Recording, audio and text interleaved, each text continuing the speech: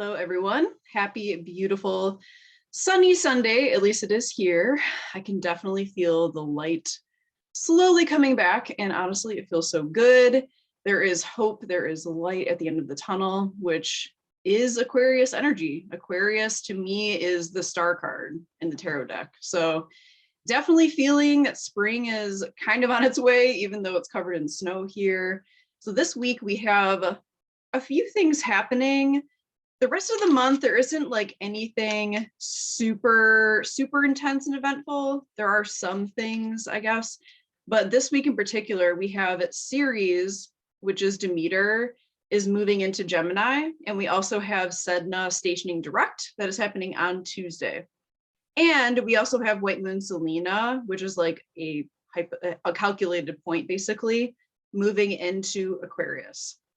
So I wanted to talk about Sedna a bit. We'll pull up the chart and look at that. Sedna is a really interesting point. Mooney, don't walk into this right now. Stop. Okay. Let me share the screen. All right, so this is today's chart. It is Sunday, it is the 6th, it's about 1 p.m. here. So this is what we have going on. We have Sedna has been in Taurus since forever. As you can see, Ceres is at 29 degrees Taurus right here. So that means it's the most intense of that Ceres and Taurus energy, which is very like homestead-ish, in my opinion, family oriented. So Ceres moving into Gemini, totally different energy. We move away from the home. We move away from maybe just our close-knit family and like super close friend group to moving into more Gemini energy, which is more community, reaching outside of ourselves, you know, chit-chatting, talking a little bit about everything, learning a little bit about everything, and like reaching outside of ourselves. So let's move over to Tuesday. This is on Sunday. Actually, what is going on today? Mars is actually squaring Chiron today. So Mars is at 9 degrees of Capricorn, forming a challenging, conflicting square to Chiron and Aries. So square aspects are conflicting because it's two very different energies that are clashing into each other. So they're both disrupting the flow of each other. So having this Mars square Chiron, I definitely feel like a pressure, especially because Mars is in Capricorn. There's a definite heaviness or pressure to get the healing done, like get what you need to get done, finish.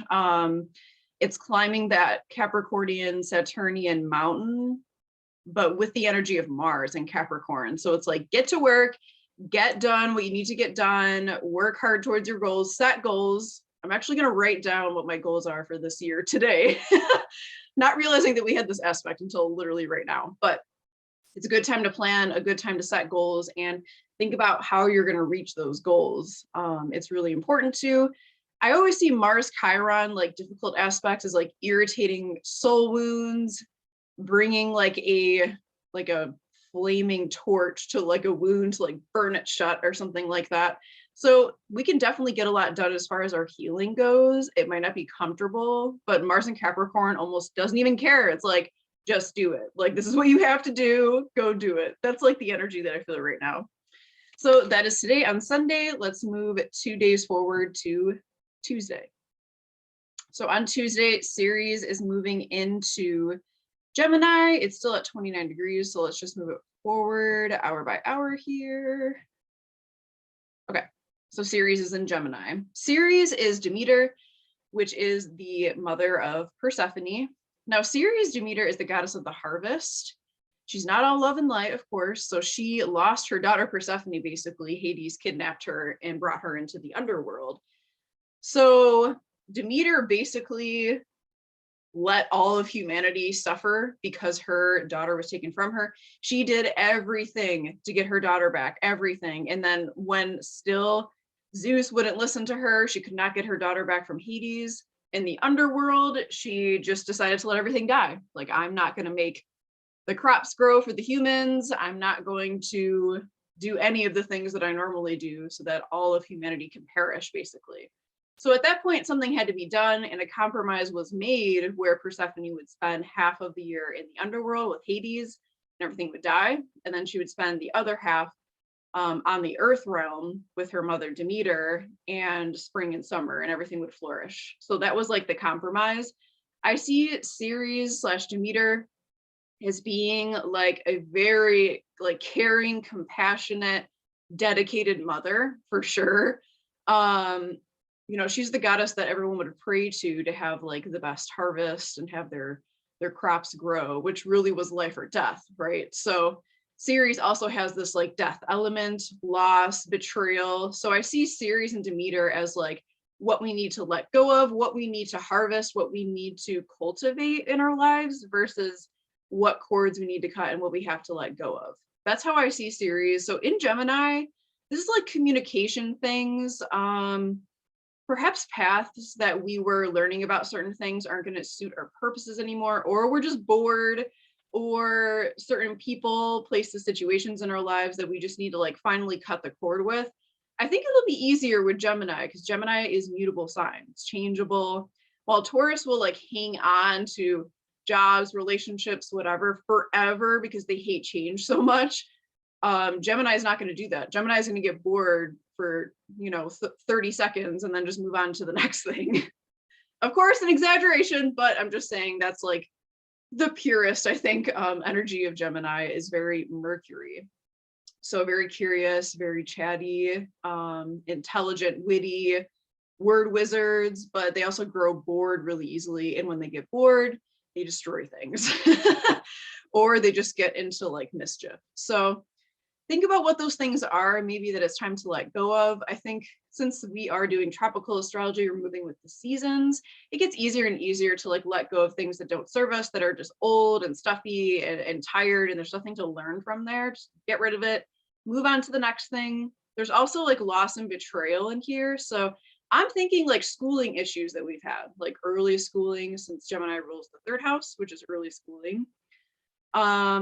Issues that we had in school, friend groups that we were part of, communities that we were part of, like local communities that we don't have anymore.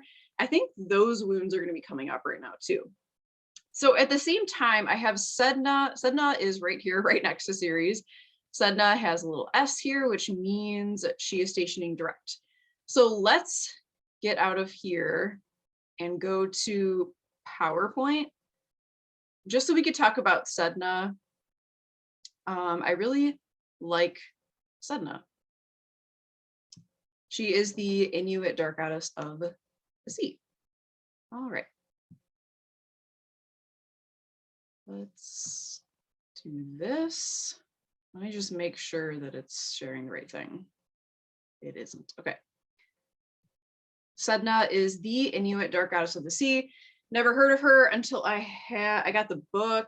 I don't know where it is right now. Dark Goddess Craft by Stephanie Woodfield. That is the book where I met the Morrigan for the first time. It's a good book. I really like it. Haven't finished it because it's more of like a meditation-based book with different goddesses from different pantheons.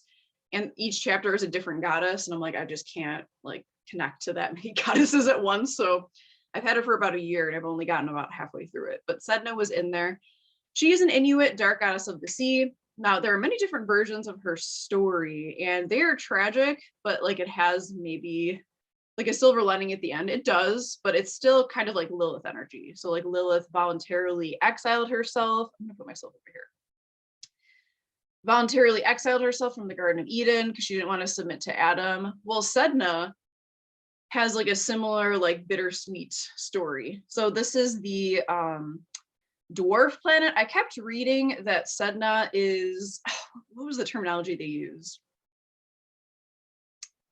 It's like it's not a dwarf planet, but they are considering it. I can't think of what the word is. So that's the dwarf planet Sedna. We'll talk about what that means in astrology at the end. To me, because honestly, I've never really read anything about it. I have maybe online, but it didn't resonate with me. So Sedna is the Inuit dark goddess of the sea. All of her versions of her story are tragic. There are some versions where she was kidnapped and her father. Okay, so there's one version of the story where Sedna's father was just very abusive and very controlling and just got like furiously angry at her, like no matter what she did, and kept trying to make her life really, really hard. and Sedna got kidnapped. So Sedna's father went to go rescue her wherever she was. And a god of the sea was very upset or just angered in some way. So there was a really bad storm. So he actually did, Sedna's father did rescue Sedna, but on their way back in their boat, there was this terrible storm. So Sedna's father threw her overboard to give her to this sea god, basically, as a sacrifice. And Sedna tried to like hang on to the side of the boat, and she got her fingers cut off one by one. And then she was like trying to hang out with her arms, and her arms got cut off one by one. So she floated to the bottom of the ocean and died. Now, in the story, her fingers, and in other versions of the story, her arms as well, became the creatures of the sea, which you can kind of see in this art depiction here. So, you know, the parts of herself that were separated, they became the creatures that the Inuits relied upon. There's no way that the Inuits could have survived without the sea creatures. So she became this powerful dark goddess, if you will, of the sea. So that's like one version of the story. There's other stories where her father made her marry a dog, and she had like children with the dog. And basically the symbolism is supposed to be she was trying to make the best out of every single horrible situation that she was faced with. I'm trying to think of some of the other versions. But basically what it comes down to is she does die in the ocean, in the sea, and she becomes the dark goddess of the sea. And there's different ways that people honor her. There is one, it's not really a myth, but it's like a tradition, I guess, where like seagrasses and stuff like that are kind of symbolic of Sedna's hair. And if you brush Sedna's hair in the ocean, she might bring you some sea creatures, which you can then hunt, you know, as an Inuit person. And you have to appease her, basically is what I'm trying to say. And she rules all of the sea and all of the sea creatures. So I really love this art, actually. This is probably one of my favorite depictions I've seen. Let's just move to the next one here. So some other depictions. So I don't know, like, I'm not preaching to you guys, but I don't know if people know that when you use art online, like, you should accredit the artist. I don't know if you guys have this issue too, but like every time I try to look up some kind of deity, it is so hard trying to find who did these art pieces that are all over the internet. Pinterest is the worst because all over Pinterest, people share art. The artist is almost never there, like 99% of the time. And then I have to like upload it to Google Images, and I try to find the artist, and it takes me like literally 15 to 20 minutes for each picture. So I'm just like, oh my gosh. And I feel really sad for the artists who created these beautiful pictures, and I cannot find who did the pictures. So I found other great ones too, but I didn't include them because I could not find who the artist was. DeviantArt is easy because they have all the artists right there. I really like these, both of them. They're just beautiful. Power in death. So in astrology, Sedna, in your own chart, she's a dark goddess. You know, what is a dark goddess? That's not really something like a term that was used in the ancient times. Like, what does that really mean? Like, we like to polarize things like good, bad, light, dark, this, that, or whatever, but that's like so just too simple when it comes to the gods and the goddesses. It's not that simple. And it's the same with the Morrigan too, because she was in this dark goddess book, but it's like, what is a dark goddess? Like, yes, she deals with death and war and battle, but she's really a sovereignty goddess, and she can also be kind of motherly and like healing and very, very gentle sometimes. So like, what does that mean to be a dark goddess? You know, like, I know what it means, but at the same time, like, Sedna even is more than just a dark goddess, because she is a very beautiful spirit. She's a very beautiful goddess, who just tried to make the best out of everything and had all of these horrible betrayals happen to her, but she just kept overcoming them. Even when she couldn't, you know, overcome it by being killed and dying in the ocean, she still did overcome it by becoming this sea goddess. So in astrology, Sedna can be transmuting pain into power, similar to the many Lilith points. She can also be betrayal and loss, especially concerning fathers, father figures, or men in general. That's just my own personal experience. Because of this story where she's being betrayed sometimes by like men who kidnap her, or usually her father, I find that certain placements of Sedna, like really strongly placed in the chart, usually Those people have some kind of issue with fathers, father figures, men in general, and usually it's like wrapped into betrayal and loss and manipulation and lies, and just like that horrible feeling that can happen to some people where they're just kind of like thrown out, you know, like they're nothing. Wherever Sedna is, like when Sedna is strongly placed in a chart, I notice that seems to be a theme. And that's really a common experience, I think, too, in the modern world. Also, issues of power and control, transmuting power, but also Sedna having her power taken away. So it's kind of like, has that like archetypal story of Lilith a little bit, but she does like become this powerful goddess that the Inuit people have to appease now, after all these horrible things happen to her, because she stands strong in her power. Also making the best out of difficult circumstances. So she has this gentleness, of course, but she also has this fierceness, because if she doesn't choose to allow the Inuit people to have access to these sea creatures, they'll just starve to death. And she's willing to do that if you don't appease her. So she's not just a gentle soul, but she's not just a harsh dark goddess either. Multifaceted. Okay, so that is Sedna. Almost, I think everybody has Sedna in Taurus. I don't know how long it takes Sedna to go through the zodiac. I'm guessing a really, really long time though. So almost everybody has Sedna in Taurus in their birth chart, I think. Actually, do they? I don't know. Let me look, actually. Look at my own chart. I don't even know. I'm so sorry. Most people do, I believe. Does everyone? I don't know. I'm just gonna look at my own chart. Okay, so I have Sedna at 12 degrees of Taurus. I was born in 1992. So as you can see, moves very, very, very slowly. So Sedna is stationing direct. I think this could be exposing father wounds, issues with men, betrayal, loss, issues with father figures. Doesn't have to be a man per se, but somebody who is a father figure, that kind of stuff, that's going to be coming up now too. Not to punish us or to like, you know, just bring up an old wound for no reason, but so that we can like really truly take our power back and like close the door in those situations, and whatever we feel that we've lost, like making that into something new, if you choose maybe to benefit humanity in some way. So that is all happening on Tuesday. Definitely a lot of powerful goddess energy. Now on the 11th, oh, we're on hours here. Okay. So the 11th is next Friday. Mercury is going to align with Pluto for the last time this year. So Mercury, because it's been in retrograde, it's been kind of just going over Pluto here several times. So we are still healing our trauma. We are still having trauma unearthed. That's been like very intense for me lately, for sure. Like all of these things that I thought that I let go of and closed the door on, that I've moved past mentally, they've kind of come back again. So I'm like, oh, okay, so those are still there. Like, even though I've moved past them, like the door might still be open.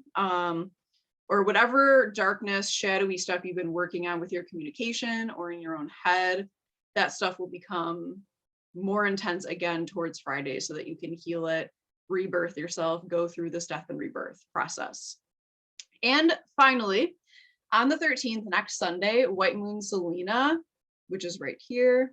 Kind of hard to tell the difference with the symbols between Black Moon Lilith. Black Moon Lilith, the crescent moon is filled in completely black, and it actually faces the right, so the opposite way of White Moon Selena.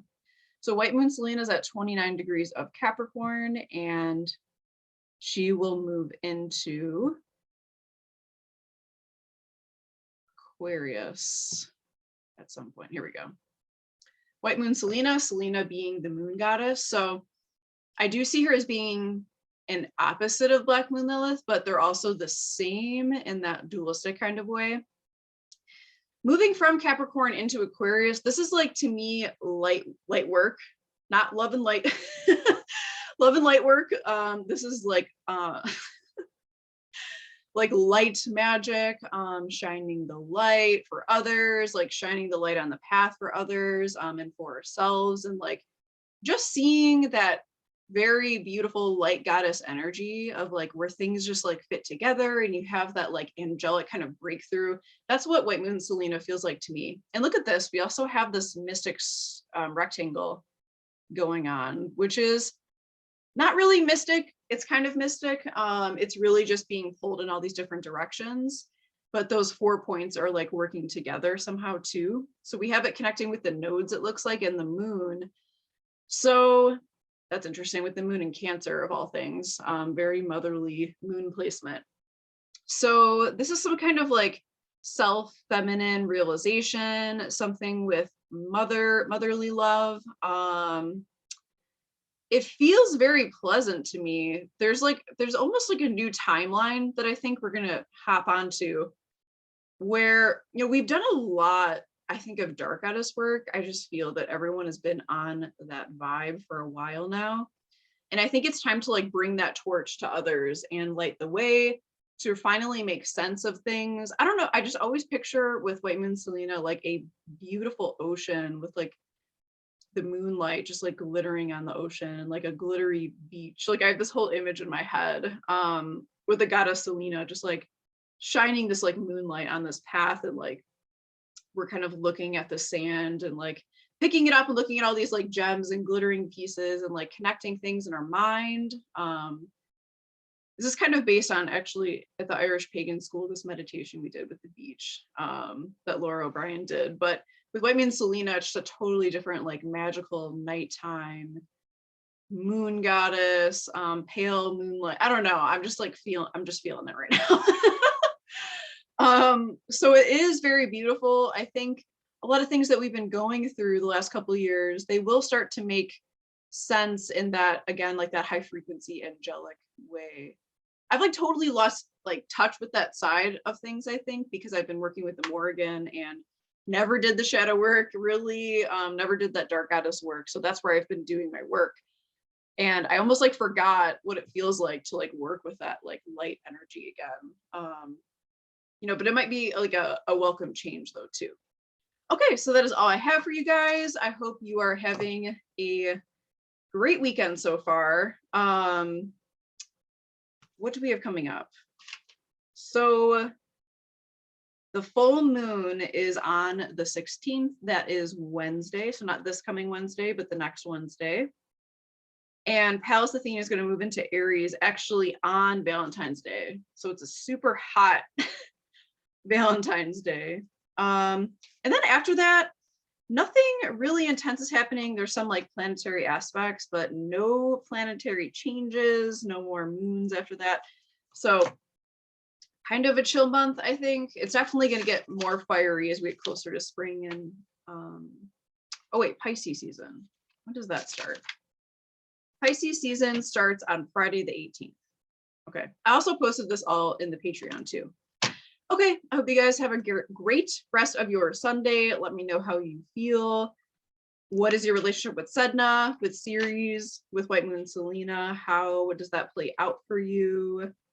And okay, we're still in the the post-Mercury retrograde shadow also. Okay, I love you guys. Have a great rest of your day. Bye.